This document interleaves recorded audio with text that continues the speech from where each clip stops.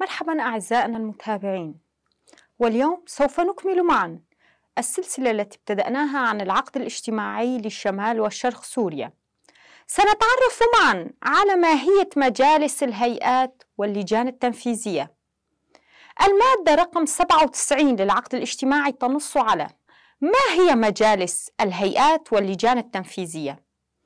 نظامنا المجتمعي يعتمد مبدأ الكونفدرالية الديمقراطية، وبناء على هذا الأساس كل هيئة تقوم بتنظيم نفسها وفق المجالس بدءا من البلدة، المدينة، المقاطعة وإقليم شمال وشرق سوريا، لتؤدي بذلك دورا مهما في ترسيخ النظام الديمقراطي.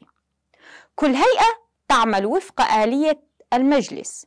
هذه المجالس تقوم بمناقشة القضايا المتعلقة بعمل اللجنة أو الهيئة التي تدخل في مجالها، وتعمل على تنظيم الأكاديميات المرتبطة بها لتأهيل الأشخاص الذين يعملون في نطاقها.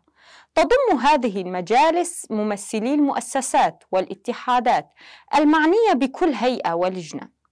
تقوم بانتخاب رئاساتها المشتركة، وتشكل اللجان المرتبطة بالمجلس حسب حاجاتها. تكون الرئاسات المشتركة لهذه المجالس أعضاء لمجالس البلدات والمدن والمقاطعات ومجلس الشعوب الديمقراطي.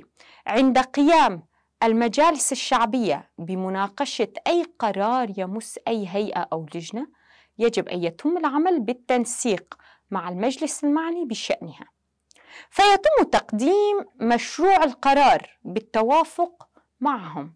أما ما يخص الأمور المتعلقة بأي هيئة أو لجنة داخليا فيبت فيها مجلسها. هناك تكامل في الحياة الاجتماعية، لذلك يجب أن يكون هناك علاقة تكافلية بين مجالس كل الهيئات واللجان. وبهذا أعزائنا المتابعين نصل وإياكم إلى ختام فكرتنا لهذا اليوم، على أن نلقاكم مجددا. لا تنسوا متابعتنا. دمتم بخير.